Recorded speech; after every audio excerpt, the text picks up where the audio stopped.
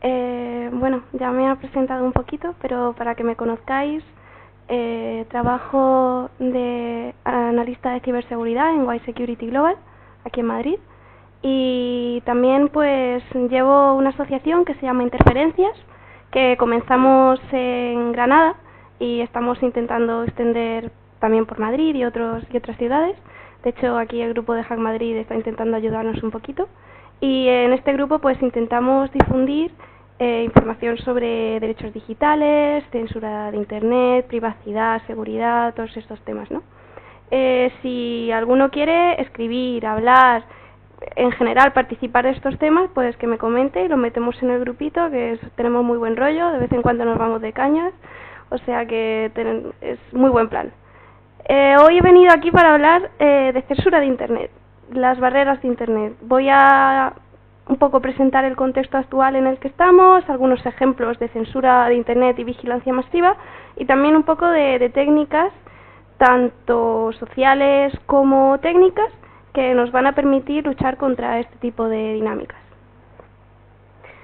Como comentaba, vamos a empezar por el contexto, vamos a analizar quiénes son los afectados dentro de este tipo de ataques, un pequeño inciso sobre el concepto de ciberguerra, que es algo medianamente nuevo, las herramientas que os comentaba más técnicas y bueno, unas pequeñas conclusiones, bibliografía y si queréis preguntas, comentarios, debate, insultos, todo lo que queráis, ¿vale? Bueno, para empezar, desde el comienzo de Internet, que no hace tantos años de eso, pues hemos ido implementando la tecnología en nuestra vida cada vez más profundamente. Entonces, confiamos en la tecnología pues para la salud, para el trabajo, para la educación, para todo. Y esto no es necesariamente malo si conocemos bien cuáles son tanto nuestros derechos como nuestras responsabilidades como usuarios. Entonces, este tipo de derechos los han comprendido muy bien gobiernos, empresas y no siempre lo han utilizado debidamente, ¿no? De hecho, en la actualidad hay muchos de los derechos que se supone que están recogidos por la Declaración Universal de los Derechos Humanos que no se están cumpliendo, como puede ser el derecho a la libertad de expresión, el derecho a la reunión pacífica, a la privacidad o a buscar y recibir información. Todos estos derechos recogidos se están violando en muchos países. Aquí, por ejemplo, en el mapa he señalado algunos de los casos más llamativos, pero es algo mucho más extendido, va más allá incluso de lo que he marcado aquí. Luego, ahora en la siguiente diapositiva veremos algunos casos más, pero así por encima, pues la censura de Internet en China es muy violenta, porque no solo engloba una cuestión técnica, sino que también es cultural y social. En Estados Unidos la vigilancia masiva de datos, que es terrible y que además hay asociaciones que están insistiendo y luchando para que eso cese y va todo lo contrario. En Reino Unido también hay una vigilancia de datos muy llamativa. En la India se están recogiendo datos biométricos a cambio de servicios sociales. En fin, vamos ahora a ver algunos casos, pero que es algo muy extendido. Incluso aquí en España también hemos sufrido algunas de esas cosas, o sea que ni siquiera hay que irse tan lejos. En el artículo 12 de la Declaración de Derechos Humanos reza que nadie estará expuesto a interferencias arbitrarias de su privacidad, familia, hogar, correspondencia, al igual que en contra de su honor o reputación. Y que todo el mundo tiene derecho a que las leyes actúen contra esa interferencia o ataque. Y algo muy parecido rezan otras asociaciones. Entonces, son algo que está claramente definido para que no suceda y aún así sucede y millones de usuarios lo están sufriendo en el mundo. Algunos de estos casos, pues el que os comentaba, por ejemplo, de China, es un conocido sistema, el Great Firewall de China, que básicamente devuelve, por ejemplo, aparte de tener una blacklist tremenda de páginas a las que los usuarios no pueden acceder, pues el sistema devuelve servicios muy parecidos a los que se están pidiendo para que los usuarios en sí estén conformes con ese tipo de censura. Por ejemplo, si alguien intenta acceder a Facebook, le devuelve el sistema de Sina Weibo, que es una red social que tienen ahí en China que se parece, ¿no? Con Twitter igual, pues, y con otros servicios, varios servicios, ¿no? Estos son de los más llamativos, al menos desde el punto de vista occidental.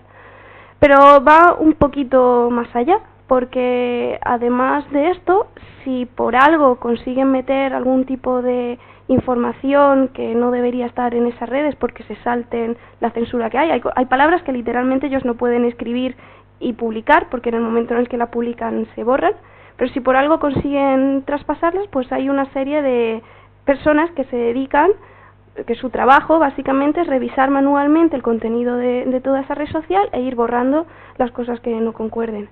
Por ejemplo, no sé si os suena, hace relativamente poco tiempo, hace unos meses me parece, hubo un hashtag en Twitter y creo que en otras redes como Facebook y demás que se hizo muy famoso, a mí también me ha pasado o algo así, que donde muchas chicas compartían como experiencias que habían sufrido que ellas consideraban machistas o que habían sentido que se habían sentido en peligro, ¿no? Y muchas mujeres empezaron a compartir sus experiencias.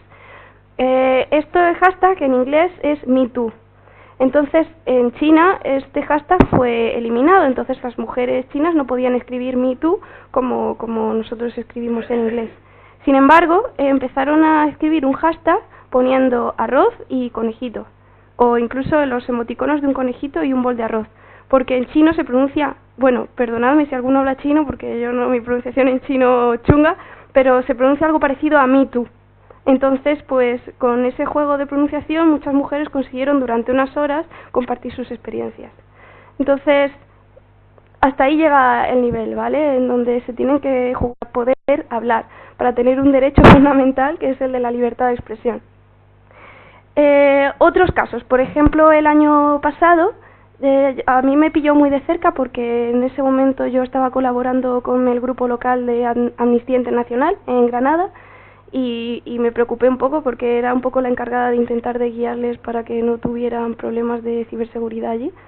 Y resulta que hubo un montón de activistas de Amnistía Internacional que fueron objetivo de ataques completamente dirigidos hacia ellos en Londres, y se extendió a algunos activistas de esta asociación también de otros países. Por eso saltaron también las alarmas en España, pero no en Pakistán, en otro tipo de activistas que no eran de Amnistía Internacional también sufrieron ataques dirigidos.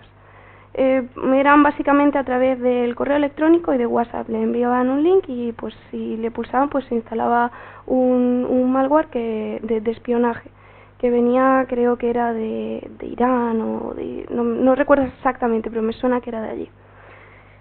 Luego también en 2018 un jurado permite que Rusia bloquee Telegram el año pasado por unos conflictos que hubo en 2017 en el cual pues las autoridades pedían que descifraran mensajes de Telegram y ellos dijeron que aunque quisieran era imposible, y al final pues la trifulca acabó en que durante 2018 se bloqueó Telegram.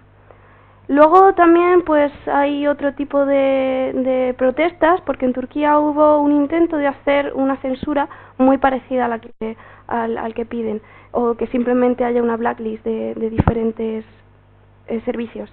Pues en este caso no salió del todo bien porque el caso fue mucho más llamativo. Los usuarios no es que se dieran cuenta del cambio, sino que aparte de darse cuenta estaban molestos por ello, y entonces hubo un montón de protestas en las calles, personas que protestaron, y algunas de esas protestas incluían pues hacer grafitis en las paredes con la dirección IP de algunos servicios que estaban bloqueados por nombre pero no por IP, de forma que le daba una pista a otros usuarios de cómo conectarse a servicios como por ejemplo Google, que estaban bloqueados, o Wikipedia. Entonces a nuevos tipos de ataques surgen nuevos tipos de confrontaciones y nuevos tipos de... ¡Oh, vaya!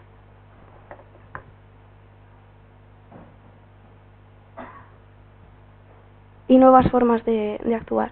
Pero sin embargo, mientras esto intento cargar, no debería ser así, debería estar legislado de alguna forma para que no tuviera que haber ese tipo de protestas por parte de los usuarios, en donde los usuarios pudieran tener la seguridad de que esto no va a ocurrir.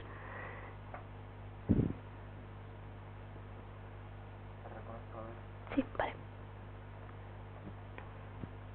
Mientras va cargando la siguiente diapositiva, con suerte sí. Efectivamente, lo que ahora quería comentaros son los afectados a este tipo de problemas.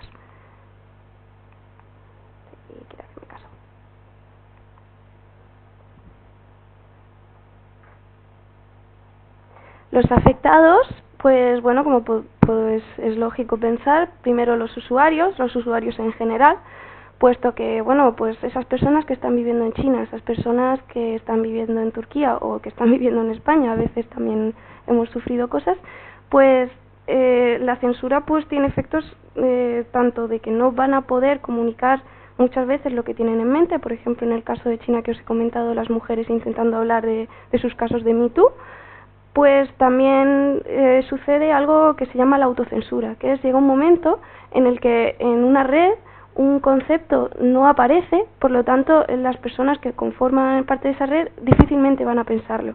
Entonces, este es el mayor peligro de la censura, ¿vale? Porque si alguien quiere decir algo va a encontrar siempre la manera de decirlo de alguna forma, pero si en ningún momento se lo llega a plantear porque esa información le está vetada, estás controlando a través de los medios pues su ideología política, su cultura y un montón de cosas, ¿no? Que son imprescindibles para el funcionamiento de un Estado. Los periodistas los he querido remarcar aparte de los usuarios porque bueno, el periodismo ha cambiado mucho debido a Internet, ¿no? Antes pues ellos eran los nodos de información y ahora los nodos de información están distribuidos por todo Internet. Cualquier persona puede ser un nodo de comunicación o de información.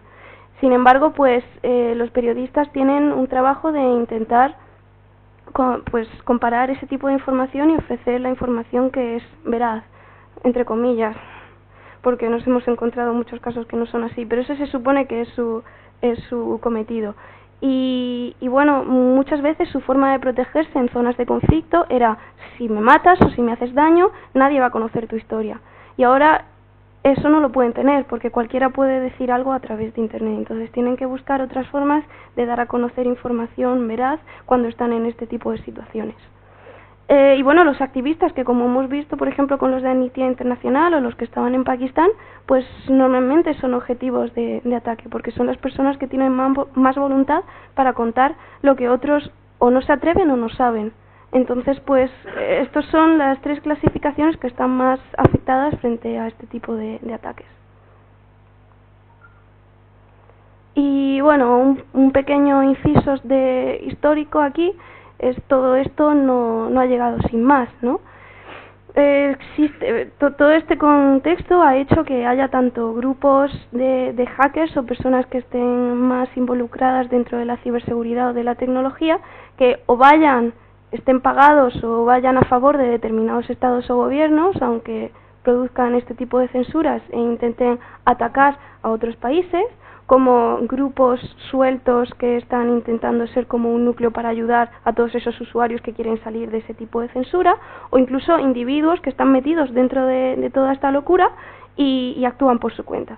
Entonces, ¿por qué esto es importante saberlo? Porque a nosotros escuchamos mucho en las noticias sobre las guerras con un concepto de violencia más clásico, ¿no? La violencia que implica pues armas o sangre, personas muriendo, pero sin embargo hay otro tipo de guerra y otro tipo de conflictos digitales que están pasando a nuestro alrededor y muchas veces no lo sabemos porque no salen en los medios convencionales y existen y influyen tanto en el desarrollo de la sociedad como en la política.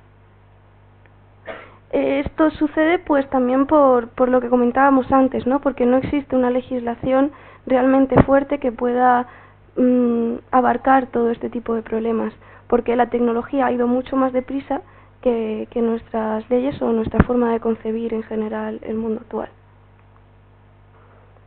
Entonces, bueno, ya más o menos hemos visto cuál es la situación, cuáles son las personas que están afectadas, en qué momento estamos viviendo. Entonces, ¿qué es lo que podemos hacer o qué herramientas pueden tener estas personas o a las que podemos apoyar que puedan ayudar contra esta situación?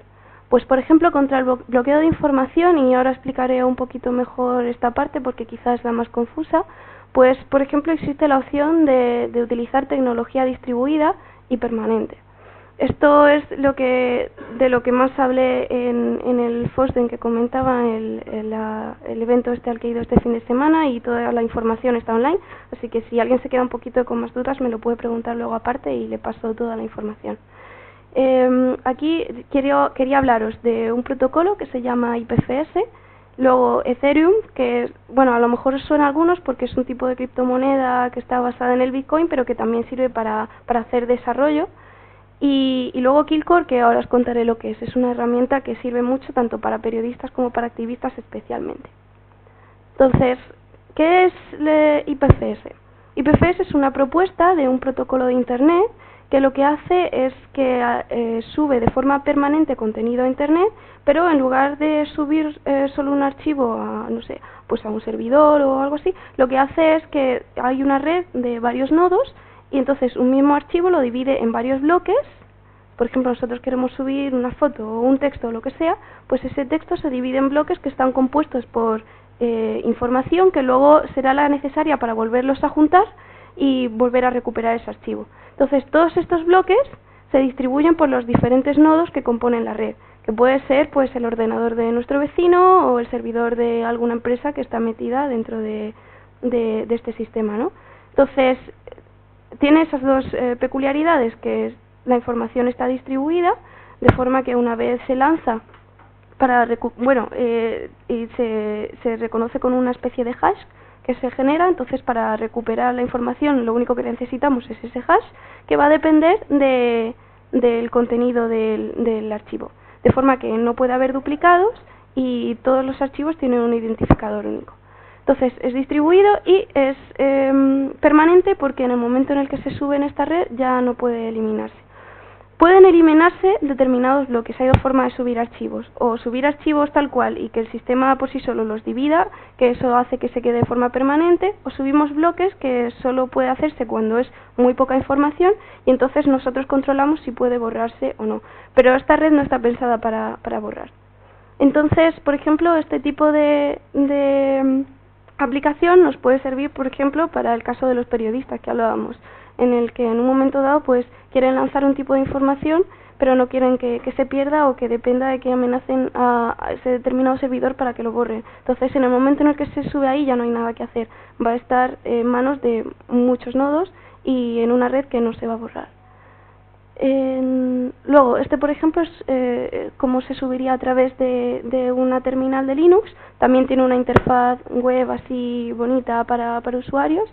De hecho, es que tiene muchas cosas. También tiene un widget para navegadores, tiene muchas opciones. Pero bueno, esta es una de las fáciles si sabes utilizar la terminal, donde básicamente pues nosotros queremos subir la fotito esta del patito.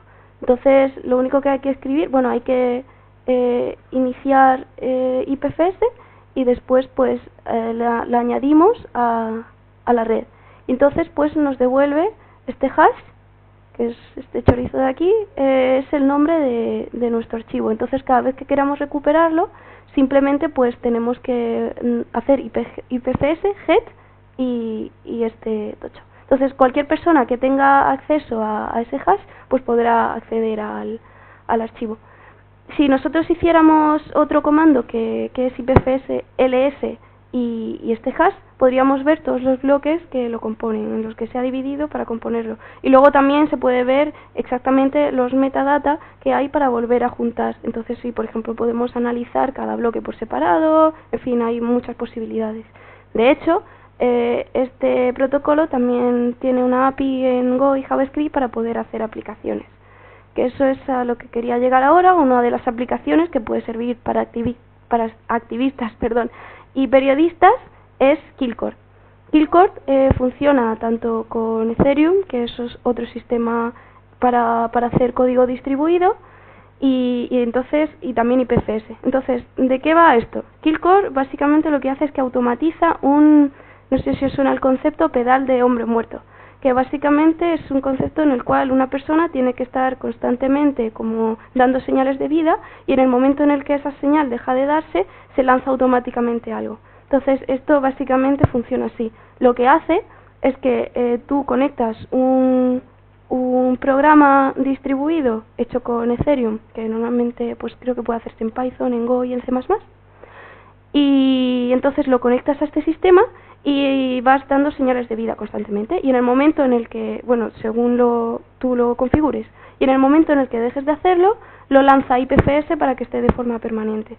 Entonces es una forma de protegerse a sí mismo en el caso de periodistas en alguna zona conflictiva, o cualquier activista también en una zona conflictiva. En fin, los escenarios posibles son varios.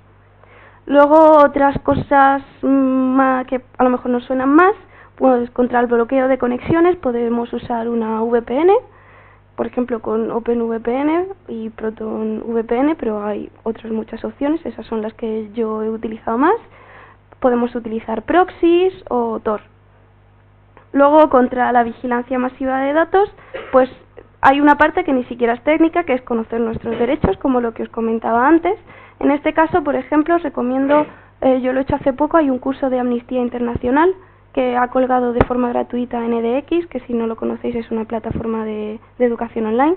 Entonces, de forma gratuita, pues hay un montón de contenidos sobre esto, sobre la legislación que hay de derechos humanos, sobre cómo influye la tecnología en esto. Luego en la bibliografía pongo el nombre exacto para que lo veáis. Y luego, pues, por ejemplo, hay otra cosa que puede servir, que es una aplicación que genera datos falsos en el buscador. De forma que si nosotros pensamos que están haciendo algún tipo de perfilado por nuestra forma de navegar con el buscador, o nuestra forma de buscar información, pues esta aplicación lo que hace es que genera información aleatoria, confundiendo un poco cualquier sistema automático. Y luego, pues nada, pues no tengo ninguna aquí, vale. Eso, que básicamente tenemos ante nosotros una realidad que a veces se nos esconde porque bueno, no es normalmente la red social que estamos visitando, no es la página de noticias que normalmente buscamos, pero sucede e influye en nuestras vidas de forma directa. Hemos dejado que la tecnología influya de forma directa en nuestras vidas, y eso no es malo, porque para eso está, para avanzar, pero también nosotros como usuarios no todo es comodidad, sino que tenemos una serie de responsabilidades que tenemos que asumir. Y conocer este tipo de cosas, actuemos o no, es una de ellas. Entonces, aquí pues un poquito de bibliografía sobre lo que he hablado. Pues Netocracy es un libro en donde te habla del concepto de ética y democracia de Internet, en el surgimiento de Internet. La ética hacker y el espíritu de la era de la información, que es un poquito antiguo, pero es también una analogía sociopolítica de la influencia de Internet en el mundo. Bueno, sobre la violencia, en realidad no tiene que ver directamente con Internet, pero Hannah Arendt aquí hablaba mucho, es un ensayo de sociología, en donde habla pues sobre el concepto de una violencia tanto directa, como he comentado antes, cuando pensamos en violencia física, como una violencia más sutil. Entonces es también una forma de comprender eso. Wired, que bueno, a lo mejor lo conocéis alguno, es una página de noticias y de artículos muy buena, en donde también trata con mucha profundidad estos temas. Luego en Thousand, que es una empresa de networking, básicamente, pues tienen un blog en donde hablan también de censura de Internet, y algunos de esos artículos son muy buenos. En concreto, uno que habla sobre China, también explica toda la parte técnica de cómo funciona el firewall, y es tremendamente interesante. La Electronic Frontier Foundation es una asociación por los derechos digitales que funciona normalmente, en especial en Estados Unidos. Intentan abarcar otras cosas, pero fundamentalmente Estados Unidos, y está muy bien porque te explica un montón todo este tipo de conceptos. Luego también tienen algunas guías sobre cómo protegerte si eres profesor, periodista, informático, lo que sea, ¿no? Luego Cyber Warfare es ya un poquito antiguo, pero es un libro really muy pequeñito, en donde explica el concepto de ciberguerra, y también está muy interesante. El curso de Amnistía Internacional que os comentaba, que está ahora gratuito en edX, que se llama Digital Security and Human Rights. Y ya está, porque la FF ya la había puesto, se me ha olvidado. Y ya está, muchas gracias.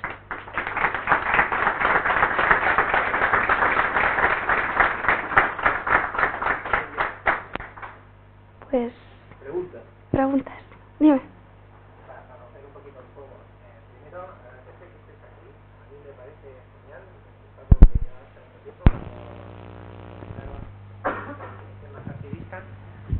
Yo he estado vinculado también con algunos temas activistas hace unos años, con temas sociales y demás. No sé si recuerdas, todavía está funcionando una red de periodismo libre que bueno, que está por todo el mundo, ¿vale? Que realmente funcionaba de forma descentralizada. Había uno en Barcelona y bueno, pues básicamente, ¿qué piensas tú que hay ahora oportunidades con plataformas de periodismo que de alguna forma estén descentralizadas y que la gente pueda subir bueno, páginas como ocurre con Indymedia? La red a la que me refería es Indymedia, donde aquí pues suele haber varios nodos por países, donde la gente puede publicar sin ningún tipo de censura cualquier tipo de noticia que cree, ¿no? Había un nodo en Madrid, el de Barcelona creo que sigue funcionando, y luego en el sur se creó Indymedia Estrecho, que unía un poco a Andalucía y lo que era la otra orilla, ¿no? Que era el norte de África. Pero curiosamente, a raíz de las redes sociales, que empiezan a proliferar las redes sociales, algunas de esas plataformas o de esos nodos desaparecen porque la gente realmente no los estaba usando, ¿no?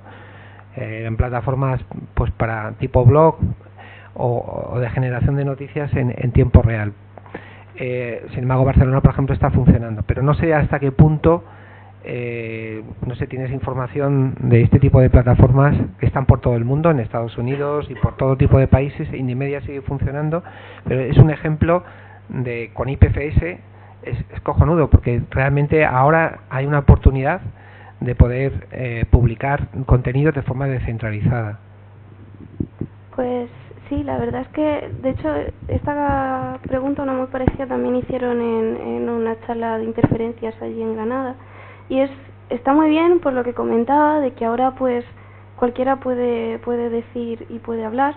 De hecho, se considera también periodismo en general cuando se empieza, normalmente a nivel legal pues tienes que haber hecho una serie de cursos o lo que sea, pero en general un investigador siempre puede compartir información, ¿no? Y eso está muy bien, porque en casos de este tipo pues muchas veces de otra forma les sería imposible si no existieran ese tipo de plataformas.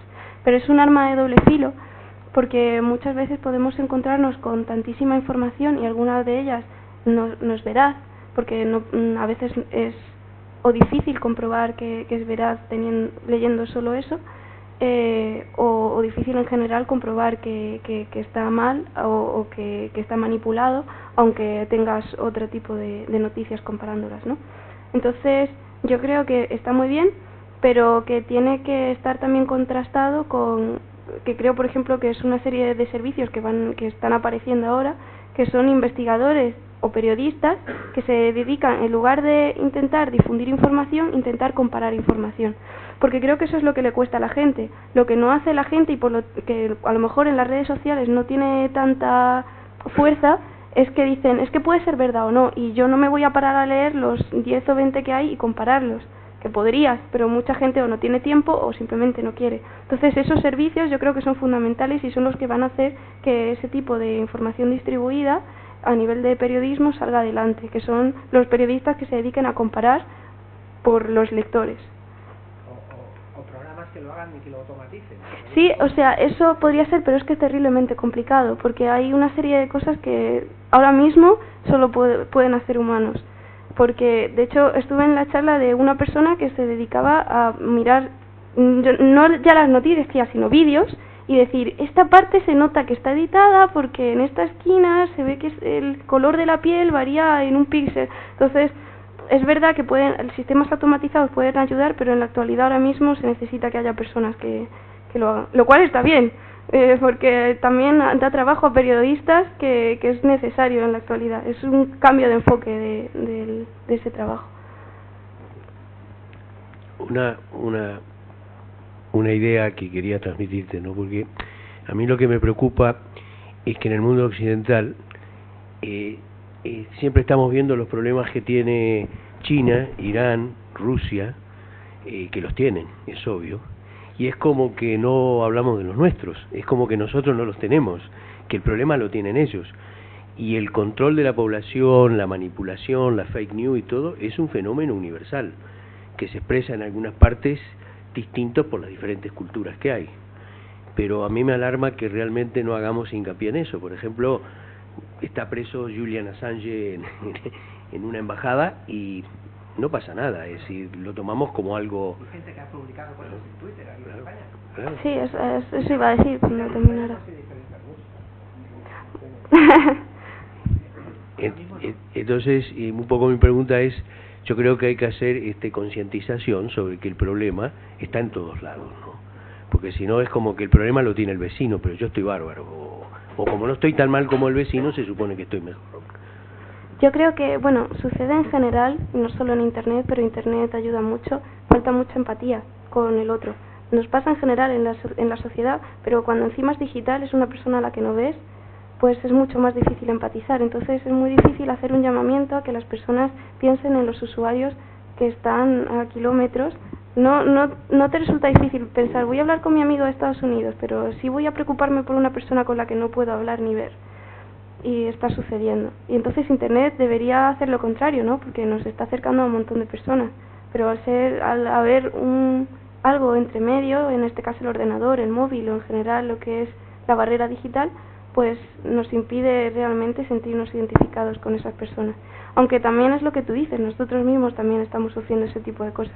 Yo muchas veces, incluso a veces no las comento, las que suceden en España, que son un montón, por cuestión política, porque luego se me abalanzan gente con diferentes temas políticos y se dispersa el tema fundamental del que se está hablando.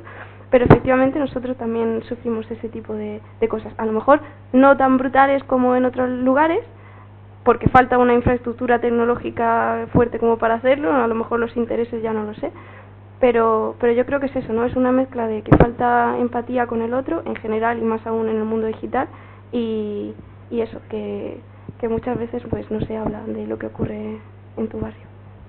Gracias. ¿Preguntas? Hola, buenas.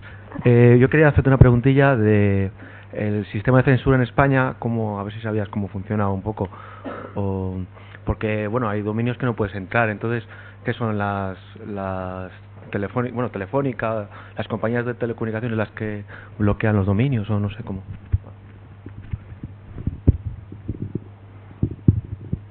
Pues efectivamente hay una serie de dominios a los que no se puede acceder, y efectivamente pues mucha responsabilidad cae sobre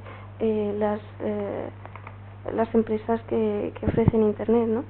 Pero a veces también están presionadas por una serie de legislación también por parte o de gobierno o incluso más allá, ¿no? También se sufren otro tipo de cosas, como por ejemplo de copyright, que hubo además un problema con Google hace un año o dos, no recuerdo muy bien exactamente, pero y luego de contenido también, como el que hablábamos de Twitter. Entonces es una mezcla. Lo que pasa es que quizás tan ligero, no es ligero, me explico, a veces no lo sufrimos tan directamente o está tan acallado que no pensamos tampoco mucho en ello, pero efectivamente suceden ese tipo de cosas. Responsables es una mezcla. La autora de la que hablaba antes, que había escrito el libro sobre la violencia, tiene una frase que me hace mucha gracia porque creo que encaja mucho en este tipo de cosas, y es que dice que la burocracia es la mayor de las tiranías porque no puedes echarle la culpa a nadie, la culpa se divide. Entonces, pues, en este caso es lo mismo, sí, suceden cosas, pero no hay un culpable, no es tú eres el culpable, vamos a por ti, te cortamos la cabeza y lo solucionamos todo, sino que es un sistema muy complejo, con muchos culpables o muchas relaciones, y entonces pues es difícil de señalar. No sé si he contestado, me he liado un poquito. Buenas. Era una curiosidad solo técnica. Cuando lo de Telegram, que lo paró el gobierno ruso, ¿realmente las contraseñas quién las tiene? ¿Las tiene Telegram o las tenemos nosotros las de...? Son las claves. Las claves. Sí, ellos, eso es lo que querían. Las claves de cifrado, ¿quién las tiene? Ellos decían que eso al ser punto a punto, pues no, eso no era posible hacerlo. La realidad, ya no lo sé, yo no me quiero meter porque es muy magufo. Algunos dicen, sí lo tienen y se lo dan a escondidas, pero no lo sé, no he podido contrastarlo. Y por ejemplo, otra pregunta, ¿y cuando es un grupo, quién tiene ahí la contraseña, cómo es?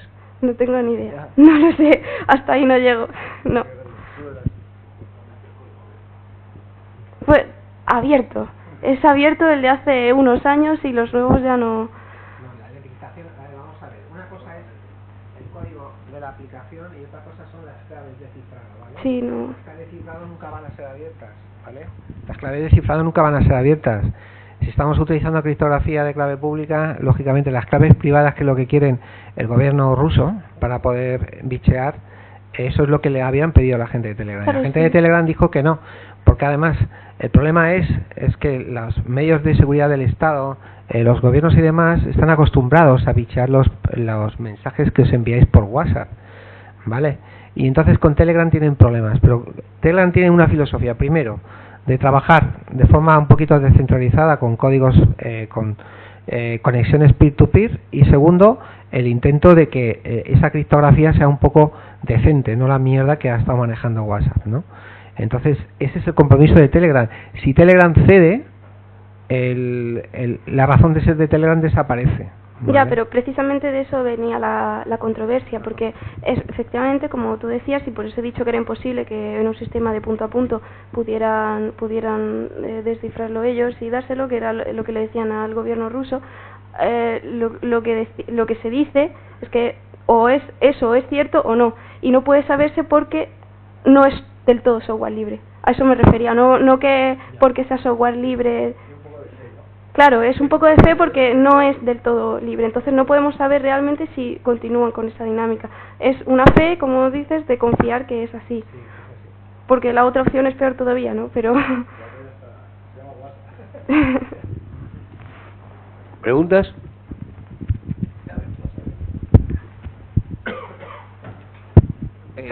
Yo tenía dos preguntas. La primera, ¿qué opinas sobre el tema este de Australia? Que ha habido una controversia también por tema de que el gobierno se quería meter por backdoors con todo el cifrado de, pues eso, de aplicaciones como de uso común de los usuarios.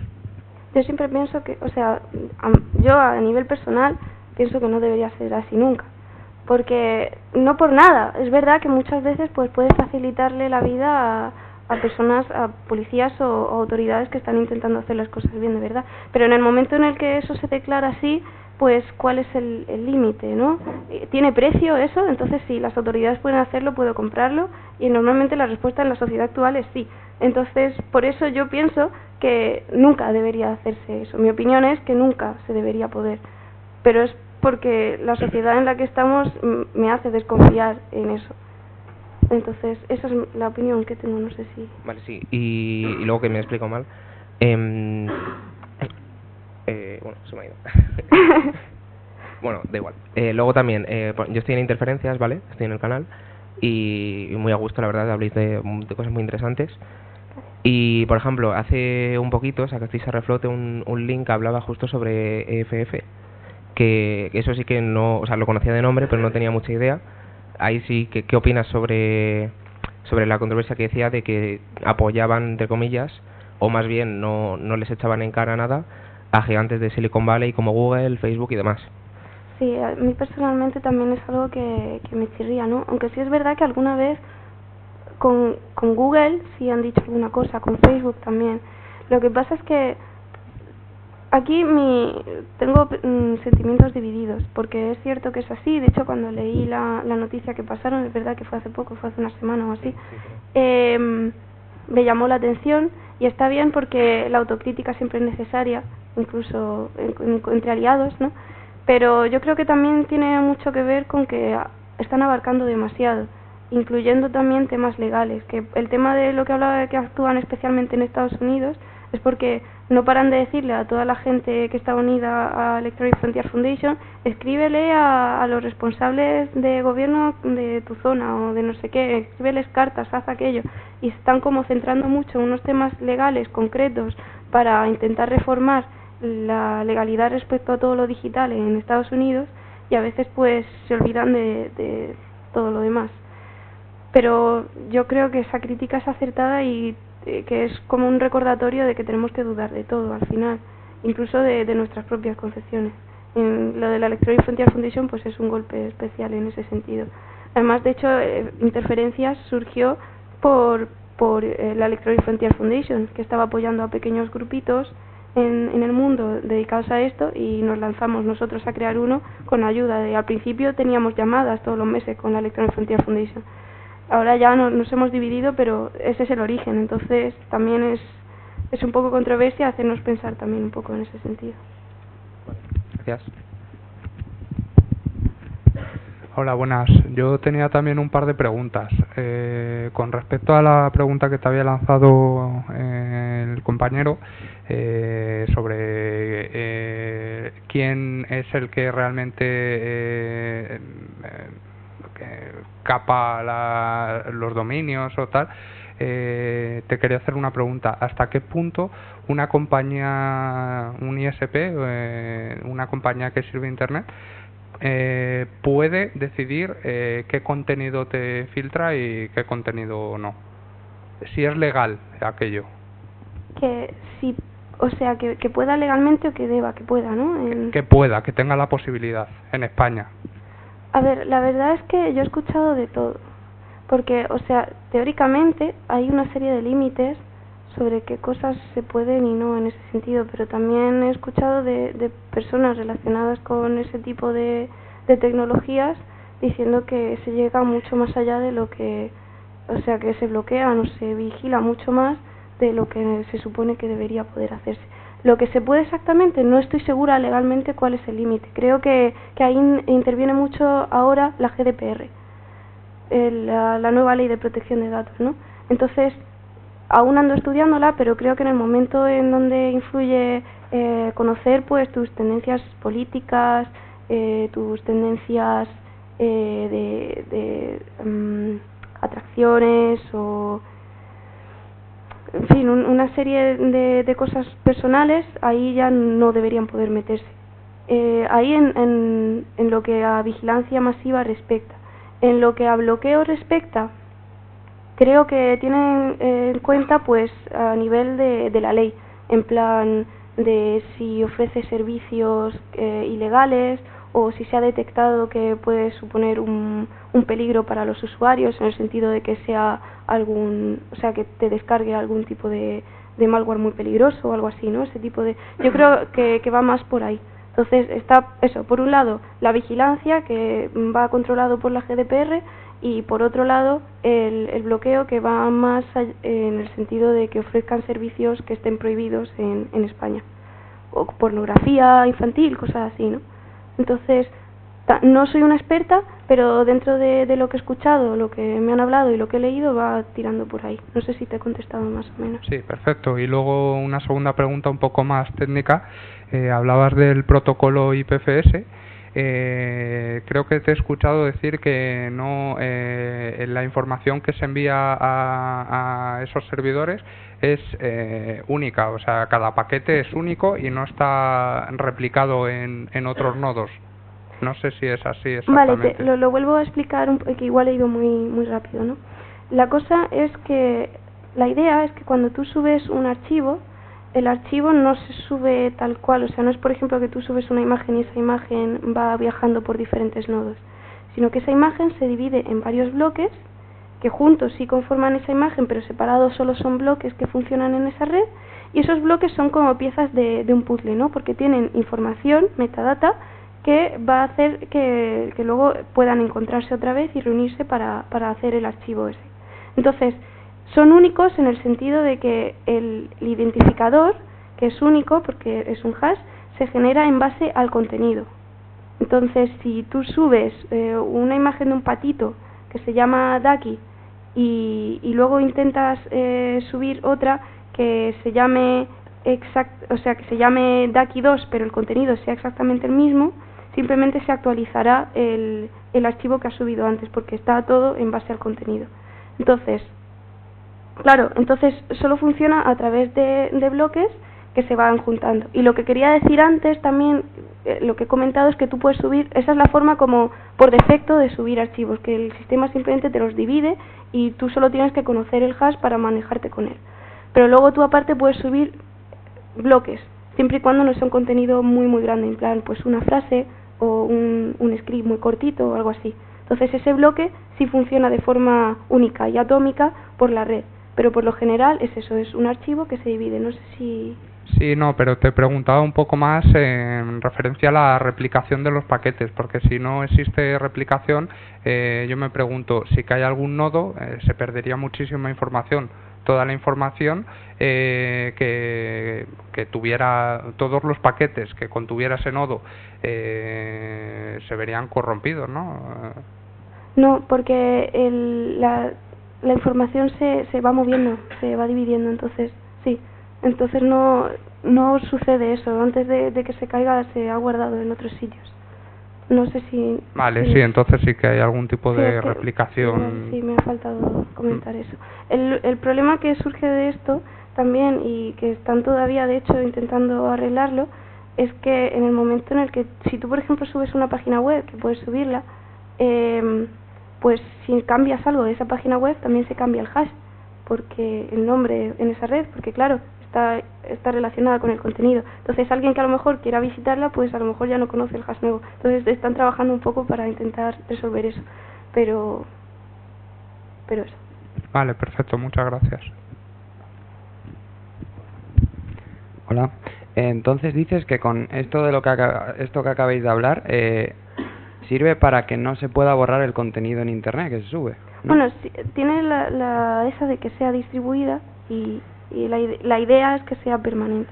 Lo digo más que nada porque también lo que he pensado, nada más lo has dicho, puede ser un arma de doble filo al fin y al cabo. Pueden subir cosas que en tipo bullying o cualquier cosa que pueda permanecer en internet siempre y si dices que no se puede borrar, no sé qué opinas tú de eso.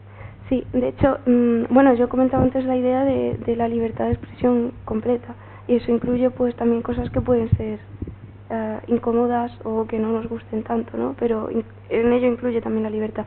Sobre el tema de la permanencia, que puede ser peligrosa, ya no solo porque se suba algo queriendo malo, sino, ostras, he subido algo erróneo sin querer, ¿no? De hecho, una de las cosas que me comenté en Fosden sobre la seguridad de IPFS es que, por ejemplo, no es un buen sitio para subir algo relacionado ni con contraseñas, ni con secretos, ni nada de eso. Que de hecho es algo que puede ocurrir porque también funciona, o sea, puedes hacerlo funcionar en contenedores. Y es fácil que si no sabes manejarte muy bien en Docker, pues subas algo sin querer que no debas a través de IPFS. Entonces, aquí lo que yo hablaba y creo que es lo que pienso respecto a la permanencia es lo que comentaba de la responsabilidad del usuario.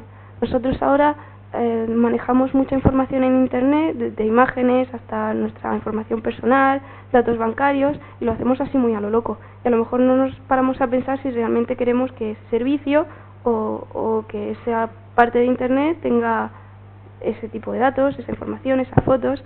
Entonces, sí, es peligroso, pero es una forma de forzarnos a tener más responsabilidad sobre nuestros datos. Entonces, como una forma de dejarnos de tratar como niños dentro de Internet. Entonces, como yo apoyo también esta parte de responsabilidad digital, igual que muchas cosas que hacemos en el mundo real son permanentes o no se pueden cambiar, pues creo que en el mundo digital debería ser parecido, al menos para hacernos, o al menos parte, para hacernos pensar un poco más en lo que subimos.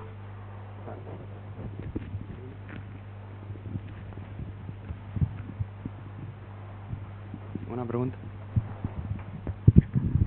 Bueno, simplemente quería hacer un comentario sobre ciberataques. El otro día vi una noticia que en Japón estaban aprobando una legislación para hacer un poco como pen testing contra la población de cara a los Juegos Olímpicos de Tokio en 2020. Un poco de ver qué vulnerabilidades tenían y contactar con las personas y hacerles sugerencias de parches, y no sé si sabías sobre eso. Pues no lo había escuchado y me resulta raro porque además me gusta mucho Japón, entonces ambas cosas no lo había escuchado. Pues nada, un comentario. Gracias. Sí, salió la noticia y hay controversias, ¿no? Porque pueden suceder muchas cosas. Pero creo que es importante resaltar algo que dijiste tú, ¿no? La libertad no puede tener filtros. Si la libertad está hecha a mi gusto, ya no es libertad. La libertad es aceptar lo que me gusta y lo que no me gusta. Es aceptar las expresiones que puedan tener otras personas, aunque no esté de acuerdo con ellas. Y no sé por qué historia, a través de muchos años, hemos logrado filtrar la libertad, ¿no? Y creemos que la libertad es aquello que está de acuerdo con lo que yo pienso. Y si no está de acuerdo con lo que yo pienso, enseguida pido a gritos que haya regulación o que haya censura. Y la libertad es eso. Y a lo mejor si apostáramos por la libertad realmente, lograríamos tener un sistema autorregulado en el cual emerja la responsabilidad frente a la libertad. Pero la censura es tratarnos como niños. Es decir, niños, no digas esta mala palabra, no digas esto. Yo creo que es importante. O sea, la libertad viene con todo, lo malo, lo bueno, pero así hay que llevarla y así hay que admitirla. Y muchas gracias, Paola, porque realmente fue una charla estupenda, y sobre todo para el grupo de Hack Madrid, y siempre hacemos hincapié de que la tecnología no es neutra. La tecnología tiene consecuencias sociales, políticas y culturales. Y muchas veces nos olvidamos de eso. Hay una actitud naif de pensar que la tecnología resuelve todo, y la tecnología es como el martillo. Al final puede servir para algo o no, depende de la mano que lo empuñe. Y tenemos que aprender a ser responsables con la tecnología, y también con la libertad, y también con todas estas cuestiones, porque al fin y al cabo, creo que el libro de Pekka Himanen lo dice muy bien, la ética y la responsabilidad de cada uno de nosotros es lo único que nos va a poder permitir no caer en un mundo distópico, ¿no? Y poder intentar construir una utopía donde haya libertad, donde haya libre discurso, etcétera. Muchas gracias, Paola. Muchas gracias a todos. Perdón. Bueno, en WhatsApp yo creo que no tenían un mal sistema de cifrado. Yo creo que simplemente no lo tenían y era público, todo el mundo lo sabía y no pasa nada. Ahora tienen uno y no es malo, ¿no?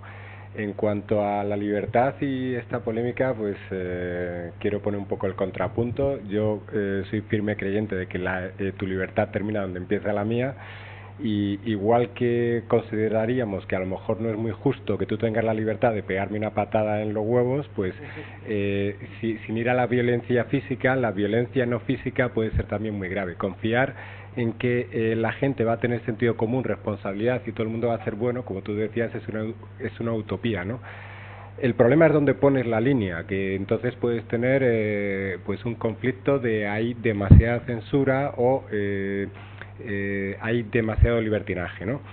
El problema de dónde poner la línea pues es una falacia bien conocida matemáticamente, que es la falacia del cambio continuo, y no tiene una muy buena solución. Solo quería decir, dar mi opinión, que no estoy muy de acuerdo en que la libertad absoluta nos va a hacer a todos mucho más felices, porque yo no confío mucho en la gente, igual que los sistemas peer-to-peer y de cifrado de seguridad. Creo que lo mejor es no confiar en nada, y quizá la esperanza venga con la inteligencia artificial, que tome el control, tome las decisiones y nos ponga a todos en nuestro sitio. Es que si la inteligencia artificial toma el control, creo que nosotros no vamos a servir ni como mascotas, ¿no? En todo caso estás hablando de blockchain, ¿vale? No, en general, todo sistema de cifrado se basa en no nos fiamos de nadie. El sistema de clave pública privada se basa también en no nos fiamos de nadie. El ataque de man in the middle es una demostración de que si te fías de un intermediario, vas mal. El cifrado cuántico se basa en no me fío de nadie. Blockchain significa crear un sistema de confianza descentralizada, porque nadie se fía de nadie. Efectivamente, la base es nadie se fía. Esa es la gran revolución. Sistemas donde los sistemas de confianza ya no están, tú ya no puedes confiar en un banco central y ni lo vas a necesitar. Por ejemplo, en lo que es el ejemplo que la gente conoce todavía, que es el primer blockchain que ha tenido éxito, que sí ha sido Bitcoin. Porque generas moneda, la comunidad genera moneda de una forma totalmente transparente, de tal forma que nadie mete la mano. Y entonces el sistema ha perdurado durante 10 años y se ha convertido en una referencia. Pero el tema es, de lo que tú comentas, es sistemas cooperativos donde la comunidad interviene con sistemas criptográficos que generan esa confianza porque dan esa transparencia. Es decir, no te tienes que fiar de la buena fe de nadie porque el sistema directamente es inmutable. Es decir, no lo vas a poder tocar. Entonces, si vas a montar un sistema de voto electrónico, por ejemplo, con blockchain, sabes que por lo menos ahí nadie ha metido mano, ¿no? como habitualmente ha pasado en las elecciones de Estados Unidos, las últimas, donde metieron mano tranquilamente, ¿no? O elecciones como ocurre en algunos países europeos que se dicen democráticos y resulta que ha habido una pequeña unos resultados un poco raros, ¿no? Entonces estamos en el siglo XXI. Los sistemas de voto electrónico existen de hace mucho tiempo, pero sistemas de voto electrónico que además sean descentralizados y que sean inmutables, es decir, que sean criptográficamente perfectos, ya pues se pueden hacer y se hacen con blockchain. Y tú puedes generar comunidades o incluso organizaciones descentralizadas gestionadas con una serie de lógica basada en smart contract, lo que se llaman DAOs, ¿vale?